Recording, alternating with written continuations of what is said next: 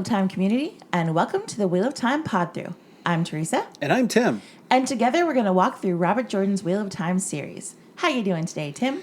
I'm doing good. Kind of excited. Some interesting stuff happening at work and things like that. But yeah, it's been a good week. How about you? I am a little bit stressed out with the election coming up. Yeah. For those of you who don't know, we pre-record these episodes. So currently it is the 1st of November. And so I'm just really, really looking forward to the midterm being over. Yeah. I'm nervous, and things are always super crazy at this point in the election cycle. And I'm ready for it to be done. Yeah. I'm ready for every ad on TV not to be a campaign ad. Yeah, seriously. Anyway, before we get started, we just want to remind you that this is a reread, so there will be spoilers. You have been warned. All right, Tim, what are we going to be doing in today's episode? Today, we're going to be discussing chapters 33 and 34, where we're still traveling with Matt and Rand as they reach the last village before Caemlyn. Let's start with chapter 33, which is called The Dark Waits, and the icon is a sword. Here's a quick summary of Chapter 33 to act as a reminder for those of you who are not reading along with us. We pick up with Rand and Matt riding in Master Kinch's cart. Matt's eyes are doing better, and Rand realizes that he is also feeling better and wonders at getting over being sick so fast. Kinch lets them off and offers to let them rest up at his farm, but the boys are still pretty gun-shy after Four Kings and refuse his offer. They ask how far to the next village, and Kinch tells them that they can reach Carysford before dark. Then we flash back a couple of days to the night of the lightning strike and them running away from Four Kings. They tried to get away as fast as they could, but with Matt basically blind and the rain coming down in buckets, they weren't making much headway. Matt is worried that Rand is going to leave him, and Rand swears that he will stick by Matt. They find some bushes to hide in and sleep for the night, and Rand dreams of Gode and Balsamon. Gode is a burnt husk, and Balsamon launches into the same old shtick, telling Rand that he can't hide from him and that Rand belongs to him. It would be better if Rand come to him himself, because if his hounds find him, they may not be gentle. The eye of the world will never serve him, yada, yada, yada. Balsamon kills Gode, and his body crumbles to dust, and shoots a ball of fire at Rand, waking him up. Matt is also waking up after having a Balsamon dream, and Rand comforts him. They keep on down the road and get picked up by a farmer, Alpert Mull, who gives them the scarbs we saw in Chapter 31. By the time they reach the village of Market Sharon, Rand realizes that they are doing too poorly to survive sleeping out of doors again, and uses most of their remaining coin to get a hot meal and a room for the night. The next morning, they're doing loads better, and Matt has recovered a little of his eyesight. They're having breakfast when a jaunty young man with a literal feather in his cap comes in and stops and stares at them. He comes over, telling them his name is Peter, and after some awkward and hesitant conversation, reveals that he is a dark friend. They go to leave, and Peter tries to stop them, and Rand punches him in the face. Peter yells after them that they won't get away, and the Great Lord of the Dark will swallow them, inadvertently outing himself as a dark friend to the common room of the inn, and starting several rumors flying about dark friends in Market Sharon that follow Rand and Matt down the Caemlyn Road. They get rides from a revolving door of chatty farmers until the sun is setting, and they decide to try to juggle and play the flute for a room at the local inn. The inn is overcrowded, and the harried innkeeper agrees to their services, but before they can get started, Rand gets very sick. With some quick thinking and threats to haul a visibly ill Rand to empty out the common room, Matt manages to convince the innkeeper to let them stay in the barn. Matt takes good care of Rand while he suffers from fever, nightmares, and hallucinations. Rand wakes up to the sound of someone entering the barn, but Matt is still asleep. He sees that it is a woman dressed in fine silks. She asks if he is ill, and he says that he's fine, calling for Matt to wake up. She checks on him anyway and declares him weak as a day-old kitten. Then she lunges over Rand with a knife, aiming for Matt. Matt topples out of the way, and the knife sticks into a wooden post he had been sleeping against. He pulls his ruby dagger and puts it to her throat. Rand notices that her knife is charring the wood that it is stuck into, and they dislodge it before it can burn the barn down. Matt wants to kill the dark friend, but Rand dissuades him, and they lock her in the tack room instead, but not before she lets slip that a Myrddraal is on the way. They leave, but Rand is still pretty sick. His legs give way from under him only a mile down the road. A cart stops to offer them help. It's Master Kinch. They climb up for a ride, and we are right back to where this chapter started. Before we get started again, we should talk about the funky timeline. Yeah. At the start of this chapter, Kinch drops them off close to Carysford, which is the village that they arrive at the start of chapter 34. Then we flash back to leaving Four Kings at the end of 32. We move chronologically through 33, which then ends with Kinch picking them up and loops us back around. Okay, I know that we complained last week about how poorly done this section is, but I just have to say that flashbacks are supposed to happen for a reason. Right? Not just to add some sparkle. Yeah. Like this, it just feels like filler to me, and I am not a fan of this crap. Yeah, it's not the best part of his writing. These chapters are not great. Just wait till we get to Crossroads. Oh, jeez. Let's not even go there. Not now. We've got years till that happens. Rand and Matt are not doing very great after Four Kings. Matt, he's still having trouble seeing. Rand is sick and weak, and they feel like there are dark friends everywhere they look. They're really having a rough time when this chapter opens up. Yeah. They're passed by a couple of columns of the Queen's Guard, Yeah. and they don't recognize them. And Kinch kind of scoffs at that, surprised that there are any places in the realm that aren't familiar with the Guard. But the Two Rivers people don't recognize the Queen of Andor. Yeah. It's been so long that anyone official has been to the Two Rivers that most people don't even realize that they're part of the realm. Rand basically remarks to himself that any trouble is usually dealt with by the local mayors or the village councils. And this will become an issue later on, for sure. Guess it will. Master Kitch is a good man and offers help, but after the Four Kings, even Rand is too suspicious to take him up on his offer to go home with them for the night. Yeah. Master Kitch kind of reminds me of my dad. He comes off as gruff if you don't know him, but he's really generous if he thinks you're good people. Yeah. So we flash back to when they're running away from Four Kings, and Matt is afraid that Rand will leave him vulnerable and alone because he can't see and is slowing them down from their escape. Right. And Rand promises not to leave him no matter what. There are a lot of places in this chapter where we see Matt and Rand taking care of each other and sticking by each other. And it's not just here when Rand reassures Matt that he won't abandon him, but also like after the Beelzebub dream. Like Matt is really upset. Yeah. He's basically crying into Rand's shoulder, and Rand comforts him and soothes him. And, Matt takes such good care of Rand when he's sick. Yeah, he does. They're so gentle and caring with each other throughout this whole chapter, comforting and supporting each other in a way that we don't really see from any of the boys again. Yeah. We see it from the girls, but not from the boys. And I kind of want to talk about that a little. Okay. I think that we as a society have sold ourselves a myth that men can't have the same sort of bonded relationships that women have. Okay. Because, we tell our men that they have to be strong and never show any vulnerability or weakness, and they're not allowed to be tender. And, of course, there's the whole no homo thing when it comes to, like, men feel like they can't be too close to their friends or they might come off as gay. God freaking forbid. And it's all such a lot of crap, like men are absolutely capable of having really close and supportive friendships with each other. Yeah. Just look at men who serve together in the military or like are on the same police force or something like that. They call each other brother, they would do anything for each other night or day, no matter what.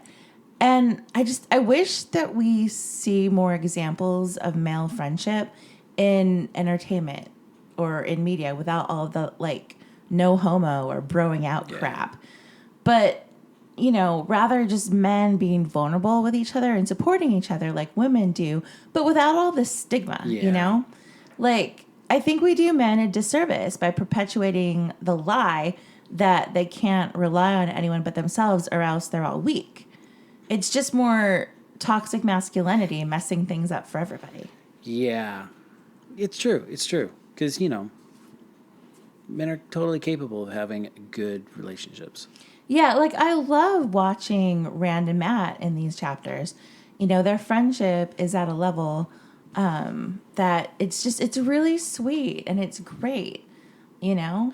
Yeah, and I think Jordan falls into that trap with male characters. Like, one flaw Matt has for the entire series is that once Rand is confirmed as being able to channel, he tries to keep his distance as much as possible. Like Matt, Yeah.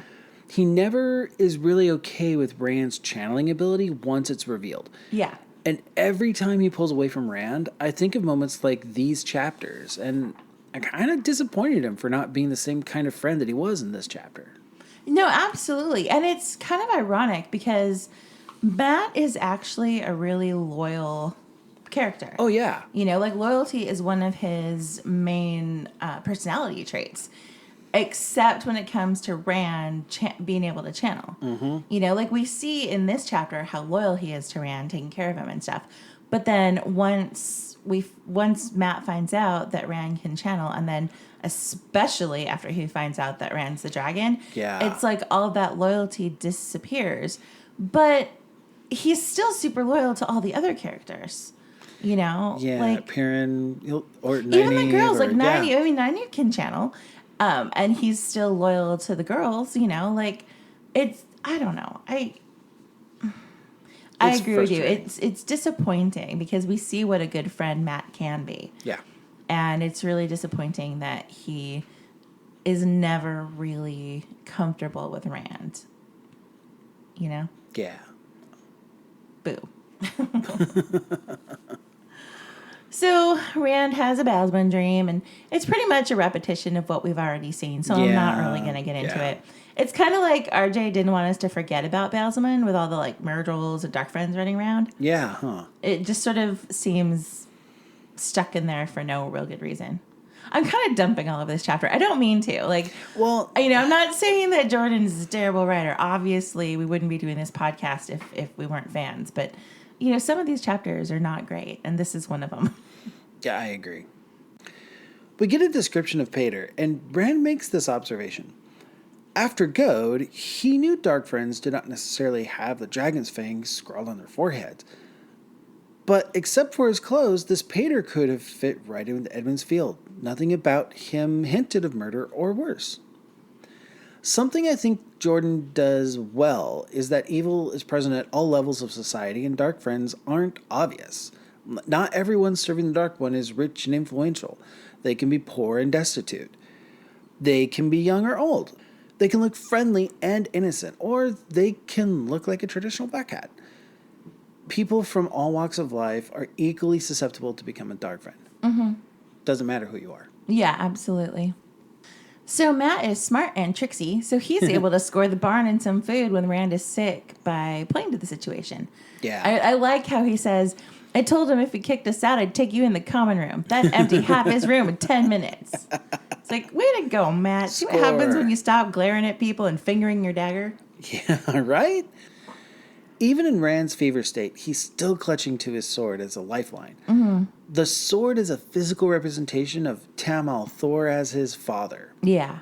As long as he can touch that physical symbol of who his father is, he doesn't have to think about all the other things that are pointing out that Tam is not his biological father and face his identity crisis not knowing who he is anymore.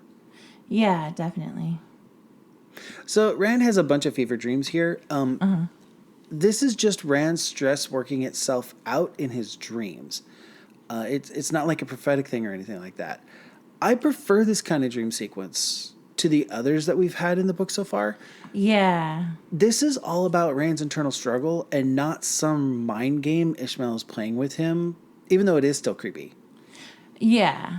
Yeah, it is totally creepy having all of his like friends come and be like, "We're dead and it's your fault." Yeah, it seems like we're actually just getting to know bits and pieces of Rand here. It's not just he's not just a pawn in some game in this. It's like actually him. Definitely.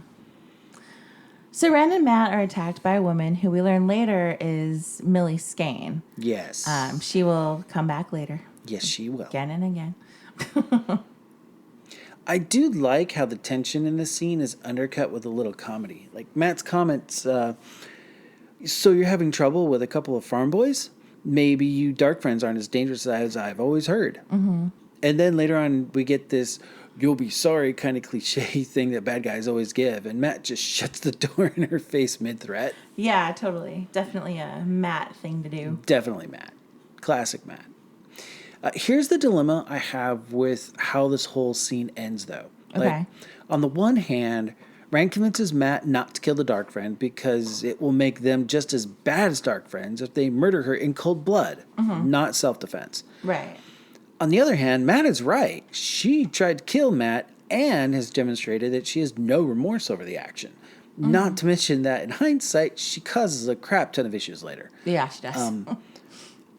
I think at the end of the day, I'm okay with not killing her because you really don't come back from killing somebody in cold blood like that.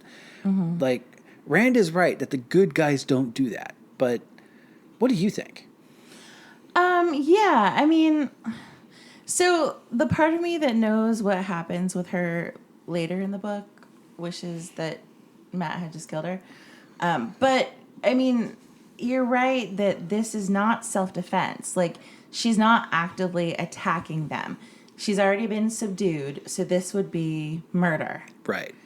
And while she definitely deserved to die, Rand and Matt don't have the right to kill her.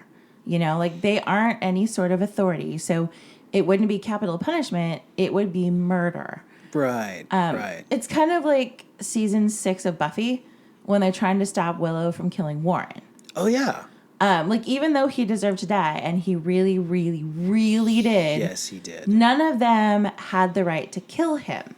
The human world has ways of dealing with those kind of people, and while it's true that the system doesn't always work the way we want it to, that doesn't mean that we can circumvent the process and take vengeance ourselves. There has to be limits. Right. You know, murder is murder, and like, murdering a murderer is still wrong, even if it doesn't feel wrong. So, while I want to side with Matt, I begrudgingly side with Rand because ultimately he is right. Yeah. Okay. Well, I'm glad you're with me on that. Yeah, totally.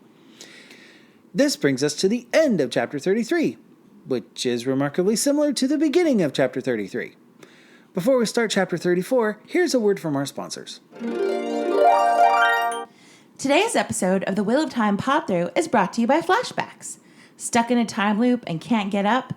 Feel like you've already dejaed this vu? That's okay, because today's episode of the Wheel of Time Pod-Thru is brought to you by Flashbacks. Chapter 34 is called The Last Village, and the icon is the Party Trolloc. The rock and roll lock. All right. Rand and Matt reach Carysford, and Rand reflects on the timeline. Quote, he wondered if his whole sense of time was getting skewed. Only 3 nights since Hal Goad and 4 Kings. 2 since Pater had surprised them in Market Sharon. Just a bare day since the nameless Darkfriend woman tried to kill them in the stable of the Queen's Man. But even that seemed a year ago, or a lifetime. Matt plops down in the middle of the road, refusing to take another step, but Rand gets him over to sleep in some haylofts. Matt is feeling overwhelmed by dark friends and wonders if they will manage to reach Caemlyn, let alone Tar Valon. They have plenty of company on the Caemlyn Road, with many travelers on their way to see the false dragon. The closer they get to the city, the more violent the wagoners and merchant guards are, and the more suspicious and unfriendly the locals are. They reach one last village, and Rand convinces Matt to walk to the opposite side before finally stopping. In the middle of town, they pass an inn where there is a man checking a harness on a horse and cart. There are also 2 men talking at the other side of the building, one quite nervous, and one of them hidden in shadow. The men make Rand feel uneasy, and he hides to watch them. The man who was hidden in shadow leaves, and Rand sees that he's a Myrtle. The man with the cart, Almond Bunt, calls out the nervous man, who is the innkeeper named Huldwyn, for having strange friends who like to hide in the dark. Huldwyn tells Bunt that the man is from 4 Kings and that he's looking for 2 young men, thieves, who stole a heron-marked sword. He says that they are dark friends and followers of Loghain, too. Bunt seems amused by the story, and Huldwyn tells him that he's a fool to be going off to Caemlyn to see the false dragon, especially after dark. Bunt's plan is to travel at night so that he has the road all to himself and will be in Caemlyn by morning. Holdwyn goes inside, and Rand, not wanting to wait for the Murdrall to catch them, approaches Bunt for a ride. He agrees, and they hop on his cart. Bunt, it turns out, is quite a chatterbox. He tells them all about the grandeur of Caemlyn, his distaste for Elida, the bad weather, Tigraine, the last succession of Andor, and all sorts of other stuff. Rand falls asleep listening to him talk. He has some crazy dreams, a wicked fake out, and then they finally arrive in Caemlyn. Quote, he wondered if his whole sense of time was getting skewed. End quote. RJ, that cheeky bastard, is just playing with us here. He really is. It's like, I know this isn't the greatest writing. Live with it.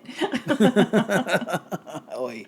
So I love that Matt just sits down in the middle of the road. Like, You're right. I'm not moving. You can't make me. Like, okay, so Matt is kind of a pain in this chapter. Yeah. He complains constantly. But, okay, so they're reaching the ratty end of their travels where they have no food, and they've been constantly chased by dark friends, and they're exhausted and overwhelmed. So I guess I can understand Matt acting like a pain in the butt. But, like, Rand is managing to keep it together, though. Yeah. Rand doesn't have a dagger driving him further either. That's true. His brain is basically being, like, eaten by the dagger. So Yeah. I guess I can throw him a bone. And so on that note, like, Matt is starting to give in to despair and is fueled by loneliness. Okay. So we get this passage that says, I think we're the last ones, Rand. He sounded frightened. Whatever it's all about, it's just us two now. Just us. The thing that gets me about this line is that it pretty much sums up Matt's whole descent into the thrall of the dagger. It's driven by isolation. The more Matt cuts himself off from those around him, the more he pulls away and the worse his attitude gets. Yeah. So I'm an extrovert, and I find the idea of being alone completely terrifying. Like, if you don't trust the people around you, there aren't any options to feed your needs as an extrovert. Yeah. And Matt is definitely in that category of people who need people. Yeah. Yeah, he totally does. So we see that the road is packed with people heading to Caemlyn to see the false dragon. And they're being treated very poorly by the locals and the wagon drivers and the merchants' guards, who are way too free with their whips, just because they're slowing down traffic on the road and because they're from elsewhere. You know, Rand almost loses an eye from a wagon driver's whip, and then Matt gets the butt end of a spear to his gut. Yeah. And all the locals are complaining to the patrolling guards and are disgusted by the travelers' very presence, even though they aren't actually doing anything wrong. Yeah, they're just walking down the road. Yeah, just by them even being there, the locals they're completely disgusted with them and think that they're terrible. I'm going to go out on a limb here. I know it's not the same thing, but it still makes me think about other groups or caravans trying to reach a destination. Like, these are human beings just trying to get to a place, and they're being treated like dirt. I mean, regardless of what they will do when they get there or where they came from, they are still human beings, and they deserve to be treated as such. Yeah, totally. It's the same kind of thing happening later in the series when we see a lot of refugees displaced by the wars. There are starving people fleeing for safety and are treated like they have the plague. Yeah, they're treated terribly. Yeah. And the way the wagon drivers crack the whips at these people, or the merchant guards just push them around with the butt of their spears, it simply confirms that the people that are doing these acts view the travelers as less than human. And that's not okay. Like, just yet another interesting dilemma on the road to Caemlyn. Yes, we're talking about the road to Caemlyn. Yes, definitely. Caemlyn, of course. All right, so I don't really have much to say about the actual last village. I mean, do you? No, it's not much. So, like, there's a Murdrall, but it doesn't even really seem that tense. It just sort of seems like an excuse to get a lot of info dumping and to finally get us to Caemlyn. One more leg of the journey. Yeah, I mean, Bunt gives us a lot of information with very little context. But I do like Bunt's attitude toward Holdwyn. He's like, you're involved with some shady shit, dude, and I am not afraid to call you out on it. Yeah. I also really like his plan to travel at night. Really? Since I am an introvert and I have a lot of social anxiety, traveling on a crowded road full of strangers and abusive wagon drivers sounds like a nightmare. Yeah. Like, traveling at night with the road all to myself sounds a lot more comfortable. So I'm totally with Bunt on this one. Okay, I get it. I'm with you.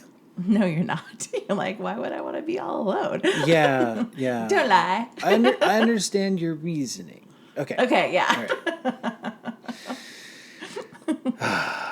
right. So it's pretty funny. We get this bit where Rand thinks that Elida will help him if Moraine doesn't catch up with them in Caemlyn. Nope. Steer clear of her, Rand. She's no good. Seriously, no good. Yeah, that would not be good. So Bunt gives us a pretty big info dump here about the Caemlyn royal family. Mm-hmm. The first time I read this, I felt very much like Rand in this scene, and I found this boring enough to fall asleep to. Yeah, because it doesn't mean anything. Right, but in hindsight, like, everything he says here about Luke and Tigerhane and Tarangal Damondred, these are all puzzle pieces that we will use later on in the story. Right. Although, of course, by the time they come up, we don't remember anything that he told us. Right. We won't remember anything. But, it's good to know that, certain people aren't actually related by blood. Yes. Yes, as we prove very, very clearly later. So the double wake scare at the end of this chapter always surprises me. Like, I forget that he dreams and that he wakes up before the Raven really wakes him up. It gets me every time. Uh-huh.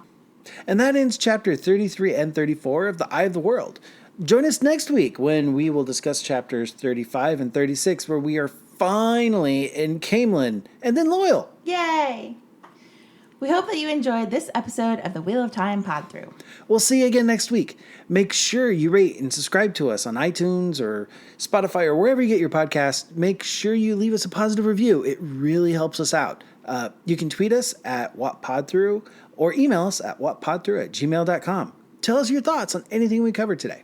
That's WOTPODTHRU@gmail.com. Thanks, everybody, and we hope the wheel weaves you in our direction again soon.